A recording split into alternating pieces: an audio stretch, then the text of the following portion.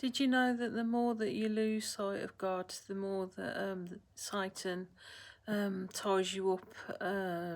He always goes on about like showing the deeds and the deeds of men, and God's told me about like the inverted world. Like still with the inverted cross being a sword, and like Satan goes around creating schemes, like he usually says in V2K, that he doesn't, he just remains kind of neutral, and lets people build their own mythology around him.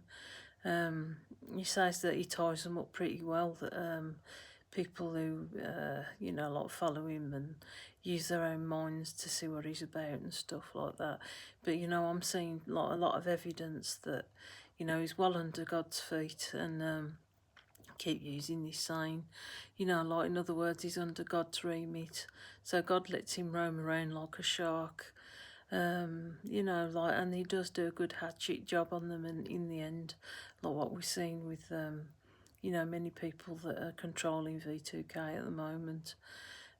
God's starting to move quite violently towards these individuals that have, like hurting a lot of Christian people and others, who've actually tied them up in their own game, that they do fall into their own traps, and like Satan is a big key vehicle for that. So when a society loses God as focus, they don't have the education from the Bible, the wisdom to know or spot snakes, so they go on in their own strength and create all this nonsense, and like they're godless, God's quite lenient to a point, he's not totally freeze-dried. And I know we're going to come into an era where he's going to have contact with his people to create, like a more interesting world. As I say, he keeps talking about Tartaria, like a time when we were fruitful in invention, and it literally got took out to be replaced by something a lot more lame, to do with this, the line of Cain, who steal and pillage and rape and murder. These people seem like they're in control at the moment, but they are being taken down one by one, and I'm in a lot of pain at the moment.